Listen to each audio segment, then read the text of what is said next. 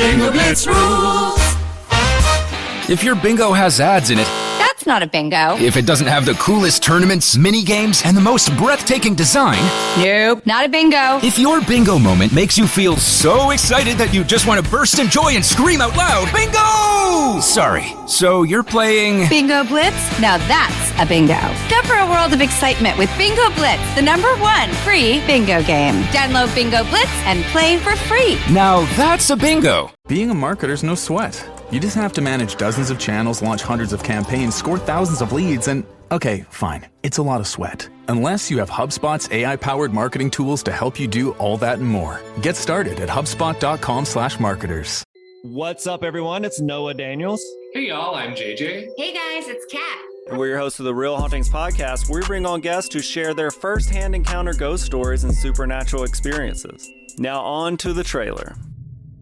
I've been warned to not tell this story, but I think because of the way it ends, it's okay to tell this story, because some people say that with certain entities, to like speak of them or talk about them or in any way like portray them as powerful will attract them to other people.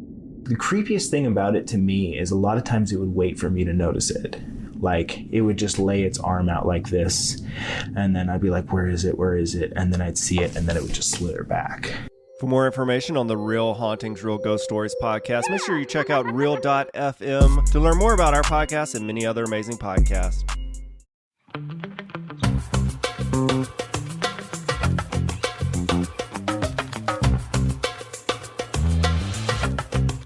Hello, everybody, and welcome to an all-new episode of Don't Blame Me. Yeah, this is my podcast, which if you're listening to this, you're like, yes, we get it already. But guess what?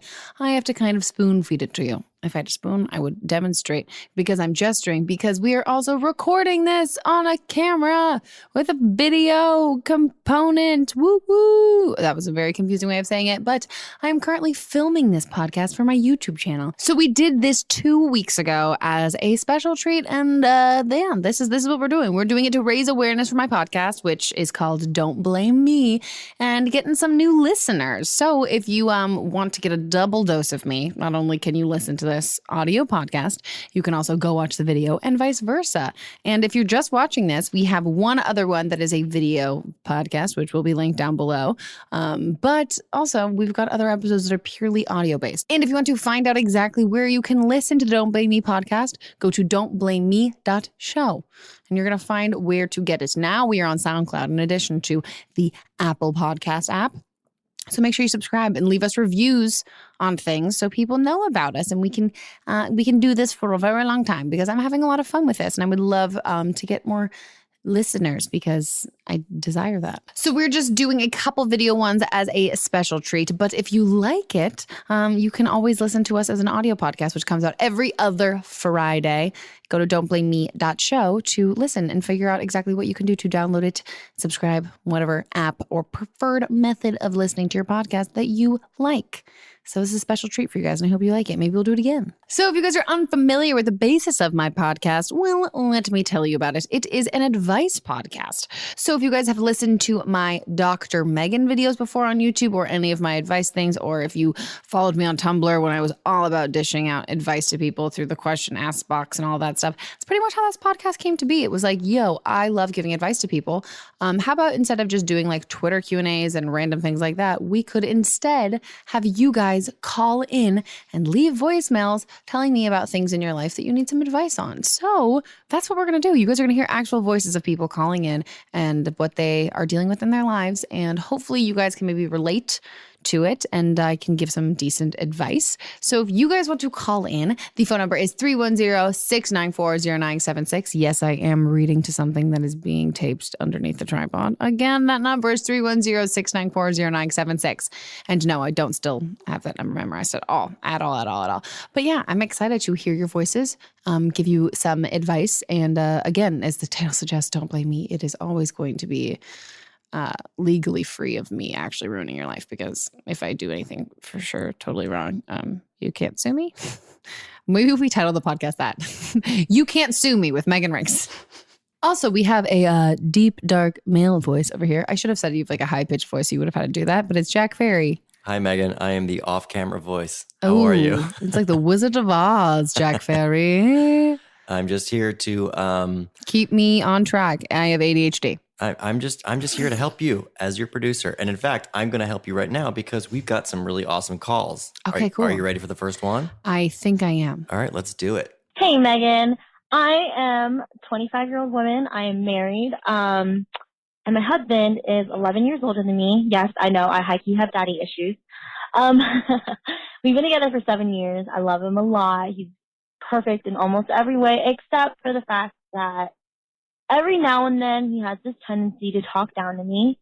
And I want to believe a lot of it is just age-based, just the fact that he is kind of older than me, so he feels that he has that authority to do so. Let me just tell you, it irks my damn nerve. 'Cause yes, he has age over me, but I like to think that being partners, we have equality in the relationship. Am I right? So yeah, I don't really know how to handle this situation. I don't know how do you convince somebody that you're a lot smarter than they think you are, or that you have a lot more going for you than what they feel is appropriate, if that makes any sense. I'm pretty damn accomplished at my age, but for whatever reason, a lot of times, I don't know, it just seems like it's not enough, or it seems as if it's not impressive enough, for lack of a better word. So yeah, help me out here. I'm not trying to be a dick to him, because that seems to be my go-to, is just be a complete and total a-hole in return to his condescending remarks. I want to try to go about it a different way, but I'm not entirely sure how to do so. So first of all, I'm not judging you by your voice, but I think we'd be friends. I don't know. I like how you talk. I like your vibe. Where do you live? Do you want to hang out? Cool. I need more female friends. Okay, here's what I'd say to this. And this is kind of how I go about any sort of relationship advice when it comes to conflict in a relationship that's not a deal breaker, which is obviously not a deal breaker because you guys have been married and you all that kind of stuff. When you have an issue in a relationship, I think you need to bring it up as it's happening in that current moment, because it gives that person a frame of reference to what you're talking about, where you're like, hey, that thing you just said right there, that made me feel X, Y, and Z. But then on top of it, I think not only bringing it up in the moment when it occurs, I think it's also really important to have a totally separate conversation when you're not arguing or anything like that, in which you reintroduce the thing you have an issue with and what you want to do to solve it and what you think should be done to kind of fix that issue. But I think you got to do both. I think you need to give them, if you just bring it up offhand in a random conversation when you're not talking about it, you're speaking about it in abstract in their eyes. When in your eyes, you're like, no, you do this all the time and I could reference it, but it feels kind of distant to them. And this is, again, just in my personal experience. So I think having it be done in both ways gives you an ability to have him think about it with a level head when you're talking about it when it's not happening in the moment. But then when you talk about it when it's in the moment, it also gives him, like, when you talk about it separately, he's like, oh, you're right. You did just catch me doing that like last week or a couple days ago. So you're right. This doesn't seem out of left field. And I think you're kind of right in the idea of where it's coming from, and it might be coming from a good-natured place. And he might not understand that it sounds condescending, but there might be a part of him that's kind of like, well, I'm older than you. I know this. And I will throw my boyfriend under the bus. There are some times where he says things to me and I'm like, okay, I know. Thank you, you asshole.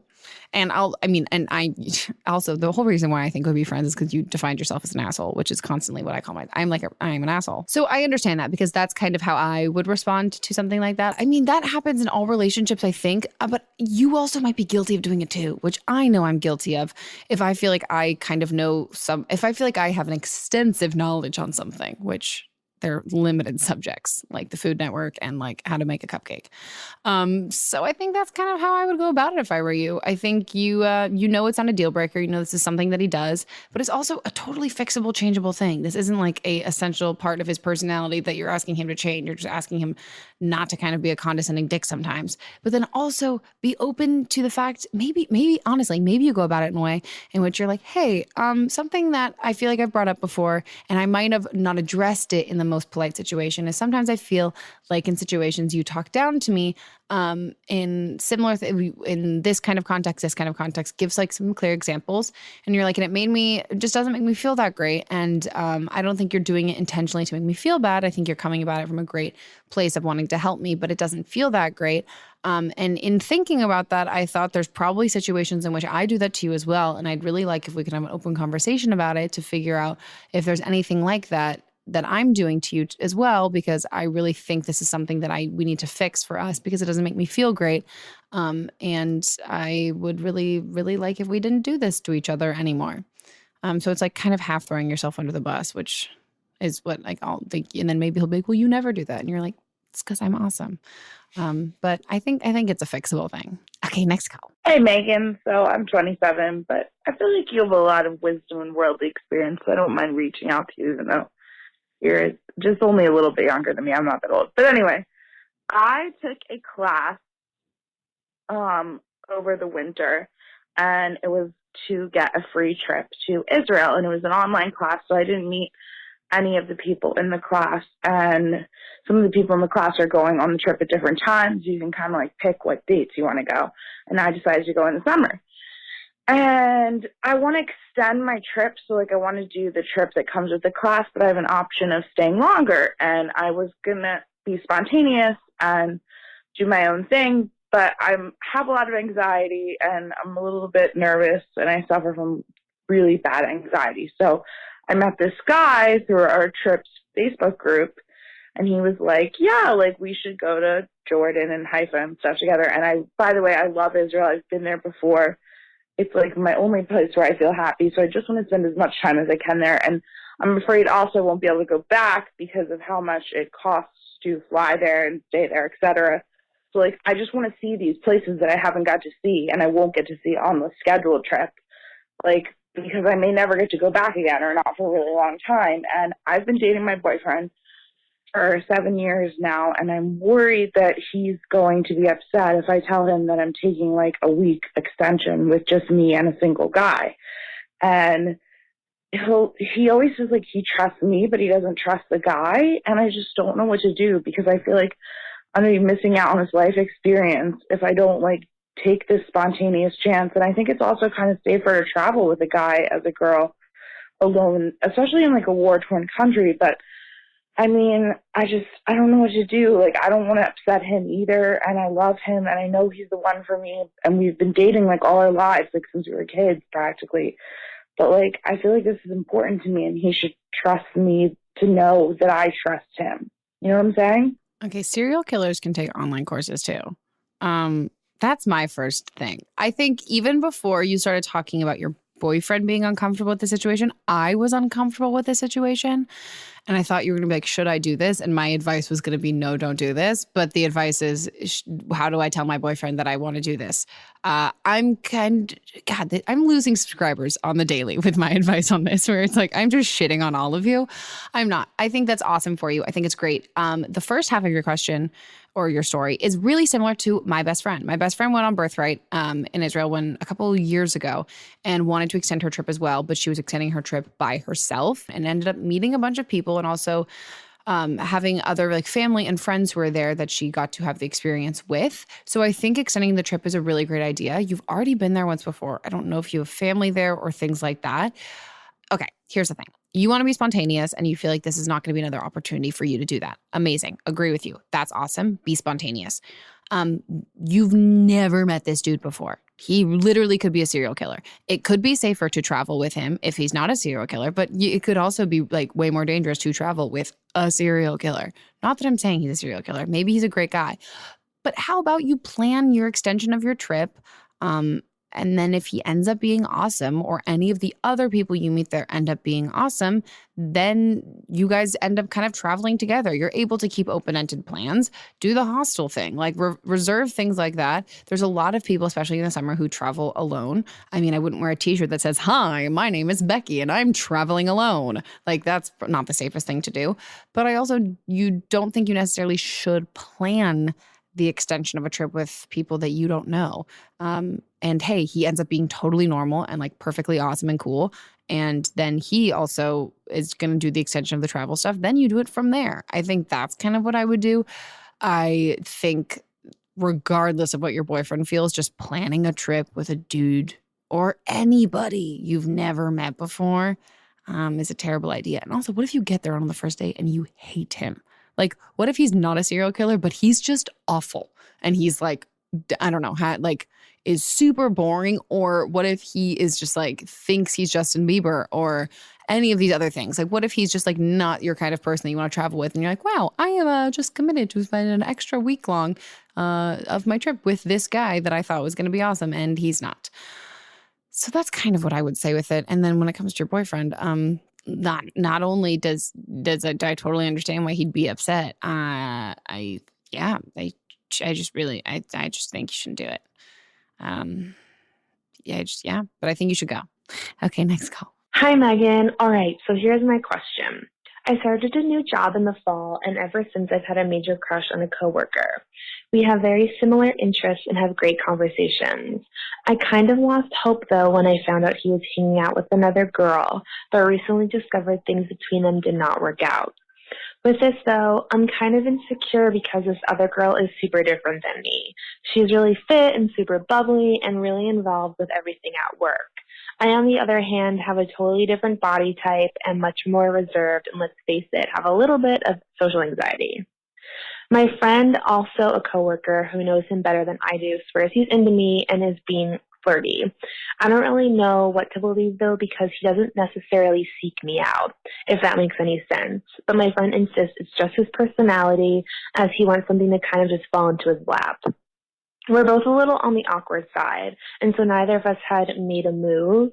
We're either totally ignoring each other or talking like we've known each other for years. It's really confusing, if you couldn't tell. So what do I do?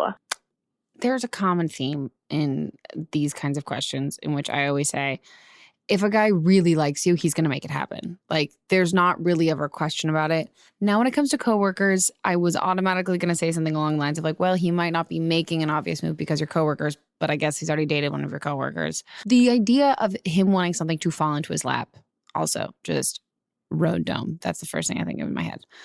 Blowjobs while you're driving a car.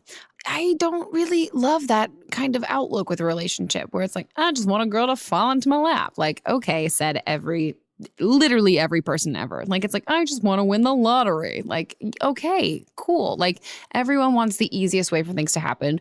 But I think there's also something to be said about the incentive and somebody who like really wants to like makes an active choice to really like seek you out. And if you're saying he doesn't really seek you out, that might be his personality, but also this kind of just sounds like there are some roadblocks and you should take another route. I think this sounds complicated. Just like you said, it does sound pretty complicated. And I think it's about weighing what you want and what do you want a relationship? Because if we're being frank, it doesn't really sound like he wants one.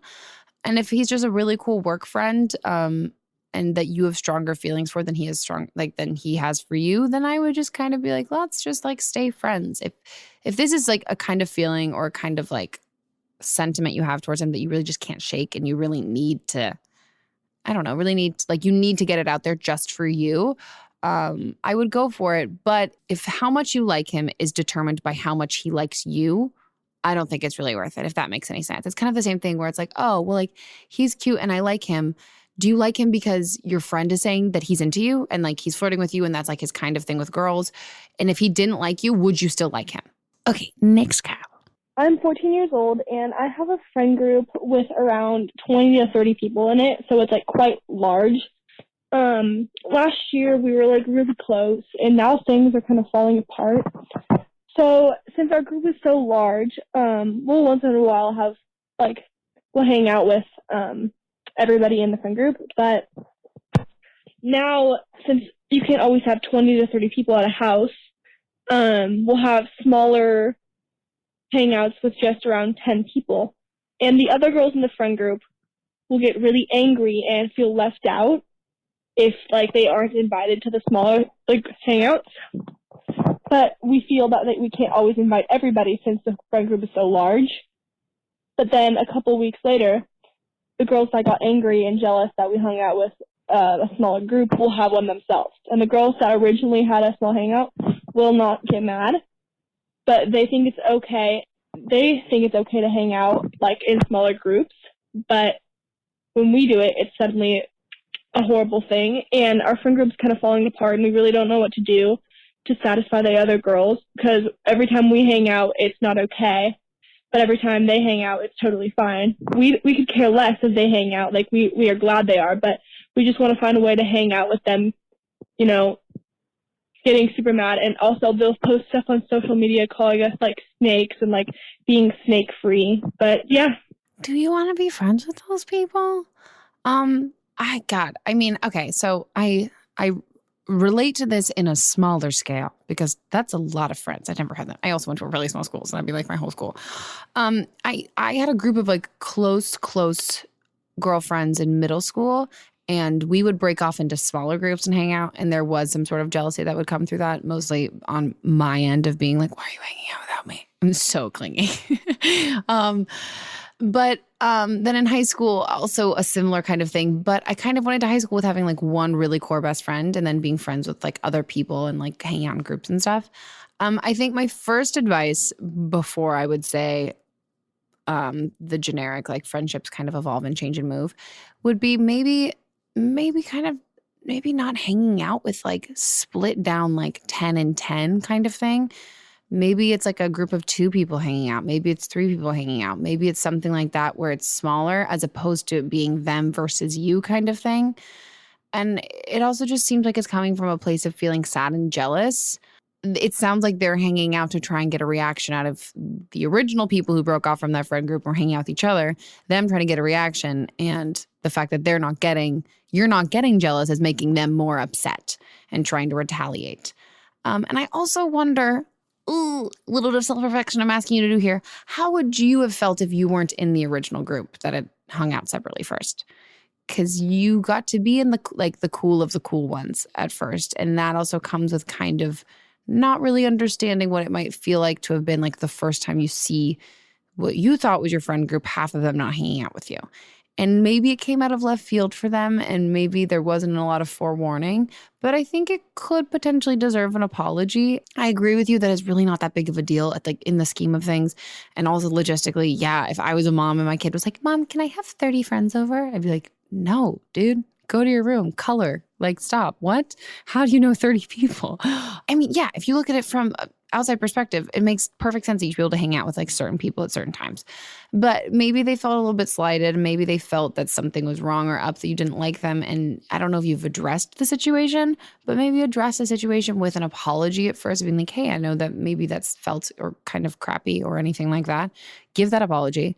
And then also just be candid and honest and say, I mean, it's really hard for us all to hang out at the same time together. So I feel like we've got a really great, super cool crew of girls, but we should also be able to hang out with one-on-one, 2-on-1. I mean, that's just 3.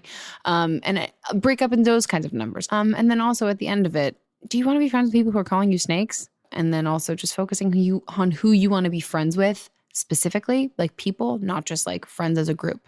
Because everyone's an individual person in it, and maybe getting to know individual people as opposed to kind of dividing and conquering. That's what I would do if I were you. On to the next call. I am 17 years old, and I've got a really, really, really complicated situation, and I'm going to try to talk really fast. So basically, I am talking to a guy basically over Twitter, and he, I know, is talking to 2 other girls besides myself. And I get that he's single. He can do whatever he wants. I'm fine with that. We're not official or anything. My problem is that he doesn't really get on Twitter that much. He's kind of on and off about the whole situation. He can't get on it that much, and that's what he says. He's like, I'm so busy. And he'll, just delete the app. And it's not like our actual accounts. It's some double identity account. I can't really get into that. But anyways, he's talking to, 2 other chicks. And he tells me that he enjoys talking to me the most, and I can see his messages with other girls sometimes because, one of them is my friend and she'll show me, and I can just see some messages with other girls. I just have access to that. And some of the stuff he says just scares me and leads me to believe that he doesn't really see anything with me. But I had a talk recently with him that he said, oh, well, you don't have to worry about that. You don't have to, be scared or anything because we're gonna, I don't know. He said he didn't know what his intentions were. And basically he said, I don't know what's going to happen. And before he said, oh, I'm ready for a relationship. But now he's like, I don't know. And anyways, it'd be long distance. I'm really confused. I do Me too. like him. And he likes me. I know it, despite he talks to other girls. It's just the fact that he's single and he is or may not be ready for a relationship. I don't know how to tame him. That's the thing. But he is probably going to be less busy during summer, hopefully, which is really soon. So please give me advice. Nobody knows how to handle this. And I hope you do, because this is very complicated. Oh my fucking God. Dude. Is this your full-time job? Like, when do you have time for other things? This makes no fucking sense. Okay. Top things. 1, I feel like you're getting catfished. 2, fuck this dude. 3, not literally. Please, I mean, you don't even know him. It's over Twitter. 3, fuck your friend who's also talking to him. And above all of this, like, oh my God. Okay. Hang on. You haven't been in relationships that took place entirely over Twitter? Damn it. And with someone who deletes the Twitter app periodically? Are you I love you so much, whoever called. You're amazing, but you're also like, I say this out of love. You're being stupid as shit. Dude, no one fucking deletes their Twitter app. I'm getting oh my God. But also, you and your friend. What the? No. Oh my God. And it's not even his real, it's like his second account, like his secret account. Okay, you can't tame this guy because he's probably not a real dude. Like, he's some random creepy old man in, like, I don't know, bumfuck nowhere, like scamming you. Okay, so on the chance that, so I know I'm kind of taking leaps and bounds saying that you've never met this man and you're being catfished. Okay, if you're being, let's just say, I've already made the argument that I think you're being catfished and maybe I'm totally off base and wrong. So we're going to play the other side of it. Maybe you know him.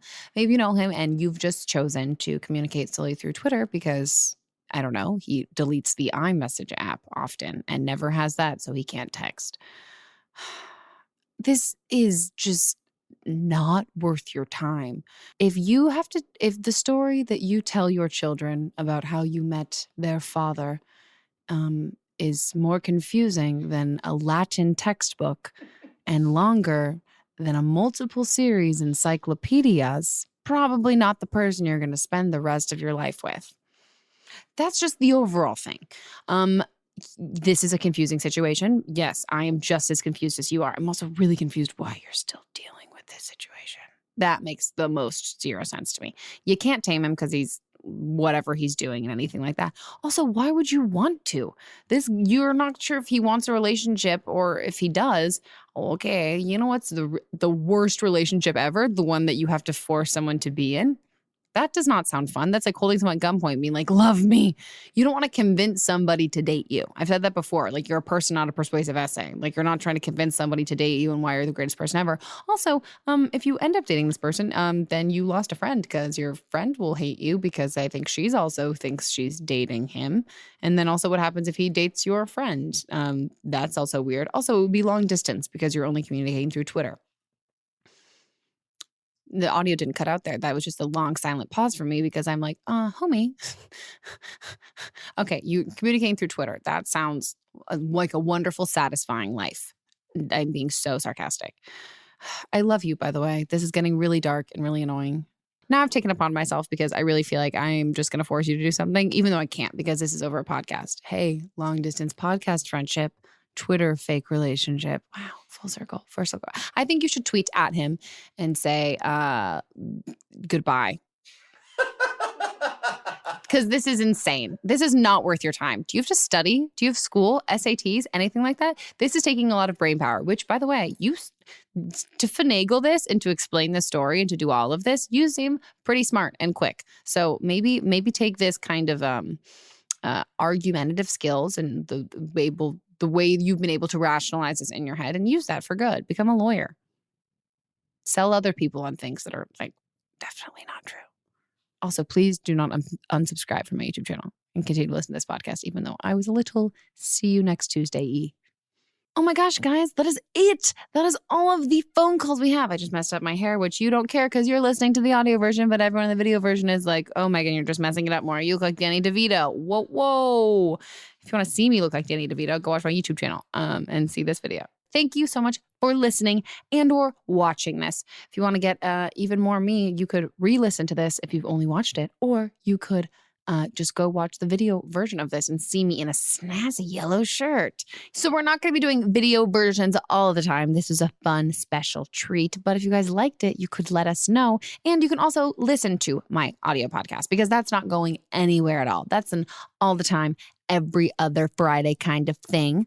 And go to don'tblameme.show to listen to it. You can figure out exactly where to subscribe. You could also rate it, leave some fun, nice, sweet reviews because I like reading them. They make me feel good on bad days. And if you guys want to call in for another episode, you can do that in a couple seconds. Actually, you can do that whenever you want. You can pause this and then just like type the phone number into your phone. But I'm actually going to ask you for specific questions. I am currently soliciting sexual questions. You might have heard me say this before, and that's because we are getting a bunch of them. That's the goal, to get some good ones, get some crazy, get some weird ones. And yeah, sex questions. You might be like, Megan, sex questions. I know what sex is. Hello, there's a stork and a baby. They do whoopee and Sims. Whoopee? Whoopee. Weehoo. Woohoo. We want questions that are sexual. These are the kinds of questions that you would ask Google. That's not the kind of questions you would ask a friend or like your sex ed teacher. Maybe you would ask your sex ed teacher, but I want ones that are things that I would have asked when I was, whether in high school, middle school, anything like that. Things that you might be embarrassed to ask someone in real life, or things you might be like, is this a stupid question? Like, what's a clit? That kind of thing. If you would Google it, I'm not about to be Wikipedia, but I would love to be able to give that kind of advice and not the kind of like sugar-coated, ooh, Sex in the City. I mean, Sex in the City's not that sugar. I mean, kind of, where it's like, oh my God, screaming orgasm from a girl with 2 seconds and a guy kind of thing. So yeah, if you have a question about like, I don't know, a weird kink or a fetish, if you want to know if it's normal, how to tell the person you're hooking up with what you like in bed, or how to figure out what you like in bed, maybe questions about masturbation, maybe questions about how to give a hand job, which is called a blowjob instead, because no one wants a hand job. Literally no guy will want a hand. He's been doing it better for the last 15 years. So you're not going to do a great job. Skip that step. But no, maybe we can talk about that. We can talk about that. I'm into that. So if you want to leave questions regarding those sexual things, oh, I felt weird saying sexual and things like that. I'm just like, ew. It sounded like I'm talking about balls. Okay. I have a phone number for you. It's my phone number. 310-694-0976. Again, 310-694-0976.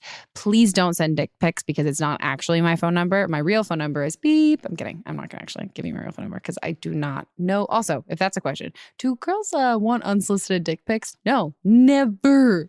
If a girl asks you for a dick pic, also, my favorite, can I just, right before we go, one of my favorite things in the entire world is something, I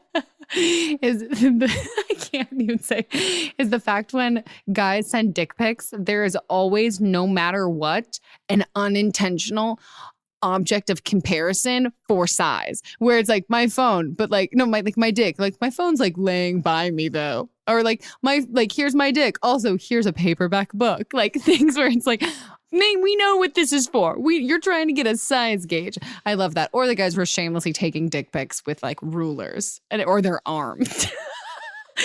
Okay, we should talk about that in that episode. That'd be great. Again, yeah, guys. So go to don'tblameme.show to figure out where you can listen, and you can get back episodes to listen to too if this is your first one you've ever listened to. And I will see you guys in 2 weeks.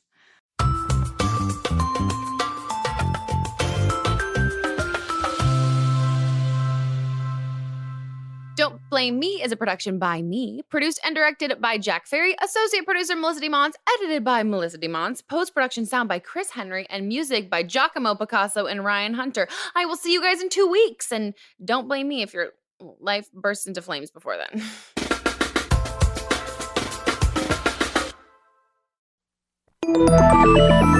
Listening to a podcast should be time well spent, and I promise it will be if you'll give this podcast a try. It's called Something You Should Know. I'm the host, Mike Carruthers, and in every episode, I talk with leading experts on topics I know you will find fascinating. From why people can't keep secrets, what your favorite music says about you, why your pet acts in strange ways, and so much more. Something You Should Know is designed to give you information you can use in your life and give you great intel that you can share with others. I'm told it's a binge-worthy podcast. And with over 1,000 episodes, there's a lot to binge on. Something You Should Know has been ranked in the top of the Apple podcast charts consistently for a long time. I know you're going to like this. I just need to get you to try it. Something You Should Know. It's available wherever you listen to podcasts. Hi, I'm Jennifer, a founder of the Go Kid Go network. At Go Kid Go, putting kids first is at the heart of every show that we produce. That's why we're so excited to introduce a brand new show to our network called The Search for the Silver Lining, a fantasy adventure series about a spirited young girl named Isla who time travels to the mythical land of Camelot. Look for The Search for the Silver Lining on Spotify, Apple, or wherever you get your podcasts. Do you love Disney? Do you love top 10 lists? Then you are going to love our hit podcast, Disney Countdown. I'm Megan, the Magical Millennial. And I'm the Dapper Danielle. On every episode of our fun and family-friendly show, we count down our top 10 lists of all things Disney. The parks, the movies, the music, the food, the lore. There is nothing we don't cover on our show. We are famous for rabbit holes, Disney-themed games, and fun facts you didn't know you needed. I had Danielle and Megan record some answers to seemingly meaningless questions. I asked Danielle what insect song is typically higher pitched in hotter temperatures and lower pitched in cooler temperatures. You got this. No, I didn't. Don't believe that. About a wish coming true? Well, I didn't either. Of course, I'm just a cicada. I'm crying. I'm so sorry, Jiminy. You win that one. So if you're looking for a healthy dose of Disney magic, check out Disney Countdown wherever you get your podcasts.